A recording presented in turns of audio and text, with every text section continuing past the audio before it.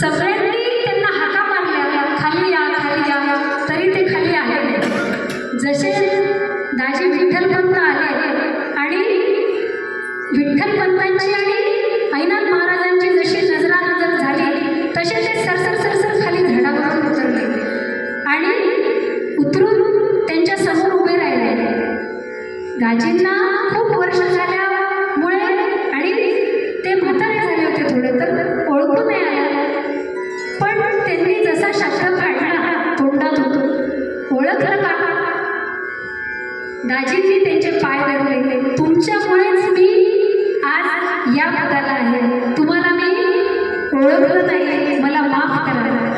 आणि त्यांची क्षमा मागितली आणि त्यांना प्रचंड आनंद झाला. दाजी विठ्ठलपंतांना त्यांनी गावामध्ये मेना बोलावलं, वाद्य बोलावलं आणि पालखीमध्ये ऐनाथ महाराजांना घेऊन जाणार, वाजत गाजत न्यायचं पालखीमध्ये.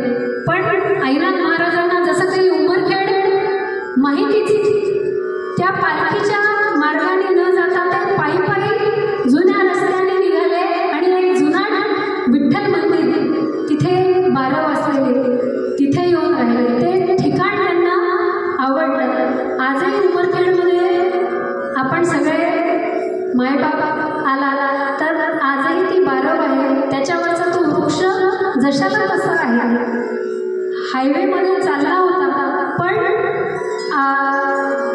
तिथल्या लोकांनी हे पुरातन आमची ही धरोहर आहे म्हणून ती 12 पण तशीच ठेवली आणि ते झाड पण आजही तसंच आहे. विठ्ठल मंदिरामध्ये आले ऐनाथ महाराज आणि विठ्ठल मंदिरात राहू लागलं. विदेहीमध्ये विदेही अवस्थेत राहायचे. 8-8 दिवस जेवले तर जेवायचे, नाही तर जेवायचे नाही. गावात फेरफटका मारून यायचे. त्यांना ते एकांत स्थानच आवडायचे. पैठणातही जन्म घेऊन भ्रमण केले 4 धाम आणि झाले आईनाथ अवतार. कुठे आले ते? उमरखेड. उमरखेड आणि त्यांनी सरळ सांगितलं की आता मी आलो आहे तुमच्यासाठी, तुझ्यासाठी तुला शब्द दिला आणि मी आता उमरखेडीच वस्ती करणार. कुठे ते पैठणात जन्म घेतलेले, कुठे सगळी सिद्धी घेऊन भक्ताच्या प्रेमासाठी आले आणि निरंतर कृपा वर्षभर ते तिथे उमरखेड धामी राहिले. उमरखेडामध्ये रोज लोकांची दर्शनाची रीत लागायची त्यांच्याकडे. सगळेजण आपले दुःख घेऊन जायचे. उमरखेडामध्ये आजही ज्यांना ज्यांना पोथीमध्ये ज्याचा उल्लेख आहे त्यांचे वंशज सगळे आजही आहेत की जे पंडित एक वामनाचार्य पंडित त्यांचे वंशज आजही आहेत संभाजीनगरमध्ये. आत्ताच मी त्यांना भेटून आले. दर वार्षिक उत्सवामध्ये त्यांचा द्वादशीला नाही ते त्यांनी आमच्या कुळाचा उद्धार केला. वामनाचार्य पंडितांची कथा येते अध्यायामध्ये. तसेच आता आपले 21 अध्याय आहे. कीर्तन लांबत जाईल, परंतु आता ऐनाथ महाराज त्यांची ख्याती होऊ लागली. पण जसे चांगले लोक असतात, नाण्याच्या जशा 2 बाजू असतात, तसेच चांगले लोक असतात आणि वाईटही लोक असतात. उमरखेडमध्ये ऐनाथ महाराजांना वाईट लोकांनी सोडलं नाही. हा कोण साधू संन्यासी आला आणि आपल्या रूपाला भोळ्या बाबड्या लोकांना भुलवून काही पण जादूटोणे करून हा सिद्धी आहे दाखवून करतो, याची आता आपण सिद्धीच पाहू म्हणून परीक्षा घेणारे उमरखेडवासी आहेत. मला तर आजही म्हणजे ऐनाथ महाराजांची परीक्षा तेव्हाही घेतली होती, ती आजपर्यंतही लोक घेतच आहेत. त्याचे प्रत्यक्ष अनुभव आम्हाला येतच राहतात. असं पण कुटाळ लोकांनी दुर्डीवर त्यांना मिरच्या खाऊ घातल्या. खाल्ल्या मिरच्या ऐनाथ महाराजांनी, पण त्याचा दाह झाला कुटाळ लोकांना. शिक्षा संतांची तेव्हाच्या तेव्हाच, कारण त्यांना त्या सिद्धी प्राप्त होत्या. त्यांना काठीने एकदा जंगलात जितके ते मारत होते तितके वळ मारणाऱ्याच्या पाठीवर उमटत होते. दाजी विठ्ठलपंतांनी त्यांनी जसे ते मंदिरात येऊन बसले त्यांच्या अंगावर सगळे वळ दिसायला लागले उमटलेले. विचारलं हे कोणी केलं कोणी केलं? दत्ताजी पंत देशपांडे आहेत होते उमरखेडला की त्यांचाच मळा होता तो दत्ताजी पंत देशपांड्यांचा की त्यांच्या मळ्यामध्येच त्यांनी ती समाधी घेतली. आज जे समाधी मंदिर आहे ते विठ्ठल यांच्या दत्ताजी देशपांडेच्या मळ्यामध्ये घेतली त्यांनी समाधी. पण ते राहत होते विठ्ठल मंदिरामध्ये त्यांचं वास्तव्य होतं आणि त्यांचं जातीभेद असा धर्मामध्ये त्यांचा नव्हता. तिथेच विठ्ठल मंदिराच्या बाजूला एक मदरसा आहे, तातारशा बाबाचा दर्गा आहे. तातारशा बाबा आणि आईनाथ महाराज दोघं जण मित्र होते. रात्री त्या नाशिकच्या कोट्यावर त्यांच्या गप्पा चालू असायच्या. तिथे आजही आपली जी पालखी निघते गोपालवाल्याची आणि तिथे आपण रात्रभर आईनाथ महाराजांना त्या नाशिकच्या तिथे ठेवतो. हा प्रघात तेव्हापासूनचा सुरू आहे तो आज चालू आहे. दुसऱ्या दिवशी रात्रभर ते तिथे मुक्काम करतात. दुसऱ्या दिवशी वाजत गाजत आपण येऊन त्यांना मंदिरात पुन्हा आणतो आणि मग प्रक्षाळ पूजा वगैरे करतो. तिथे तर त्या दत्ताजी पंतांना आईनाथ महाराजांनी त्यांना मूलबाळ नव्हतं तर त्यांना कपिला गाईचं व्रत सांगितलं. दिवसभर दिवसभर त्या गायीची सेवा करायची. संध्याकाळी ती गाय चरून आली की मग तिचं दूध काढायचं आणि नंतर जेवण करायचं. आम्ही आता पुण्याला गेलो होतो तर एक डॉक्टर आहे तर त्यांनी असं कारण त्यांच्या नित्यपठण चरित्राचा एक अध्याय असतो तर त्यांनी सांगितलं की आपल्या चरित्रामध्ये ज्या गोष्टी सांगितल्या आहेत त्या आयुर्वेदाच्या ह्याच्यावर सुद्धा आपण हे केलं तर त्या खऱ्या करतात की आपल्याला आम्हाला असं वाटायचं की राजा दिलीपाला जे व्रत सांगितलं होतं गाईचं तेच व्रत इकडे हे सांगत आहे का. पण डॉक्टरी भाषेत जर का आपण विचार केला तर ते दत्ताजी देशपांडे खूप रागीट होते. त्यांची पित्त प्रकृती होती तर गाईच्या दुधाने आणि दिवसभराचा उपास करून त्यांचा क्रोध कमी होईल आणि गाईचं दूध घेतल्याने त्याच्यावर तसा उपचार त्यांनी सांगितला. म्हणजे आजही आपण चरित्रातल्या ज्या गोष्टी आहेत त्या लोक प्रत्येक याच्या तावून सलाखून पाहतात आणि काय म्हणतात ते कोणालाही असं वाटतं की हे काय सगळं म्हणजे पोथी म्हटलं की असंच होते हा चमत्कार झाला हा इथे केला. पण त्याचे प्रत्यक्ष प्रमाण आजही तिथे आहे आणि त्याच्यावरूनच आणि मला काय कोणाला असं वाटायलाच नाही पाहिजे की साधू संतांनी जे दाखवले गजानन महाराजांच्या चमत्कारावर आपण शंका घेतो का? कुठल्याच साधू संतांच्या चमत्कारावर चमत्कार तेव्हा करतात ते लोकांनी शंका घेतली तेव्हा त्यांना दाखवावं लागलं ना, सिद्ध तर करावं लागेल ना.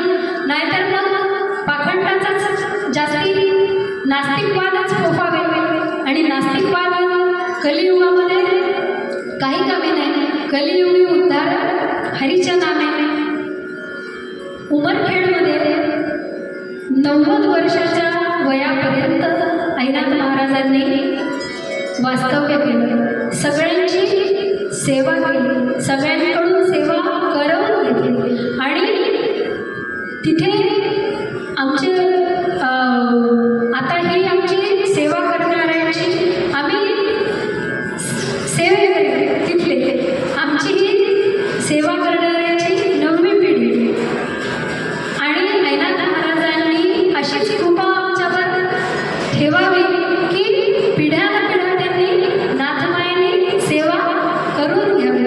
तिथले अनेक भक्त आजही असे आहेत सेवाभावी वृत्तीने करतात आणि त्याची फळं त्यांना वेळोवेळी मिळते. जास्ती कीर्तन न लांबवता आता आपण उपसंहाराकडे जाऊया.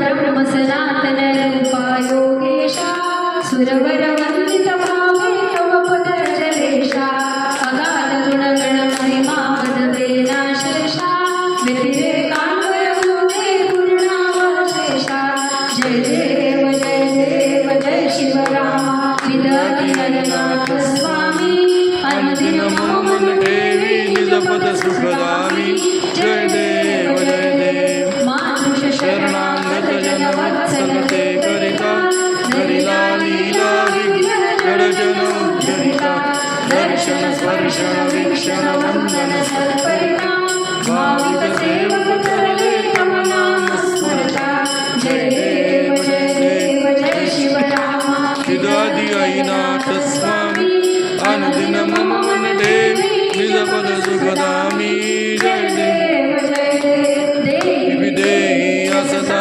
विश्वदर्शविले अखंड समाधी योगे स्मरणानुरविले स्वेच्छापूर्णावाते चिद्व्रत संभविले अनुपम कीर्तन उत्तम श्लोका मानविले जय देव जय शिवराम विदादी ऐनाथ स्वामी अनुदिन मम मन देवी निजपद सुखदामी जय देव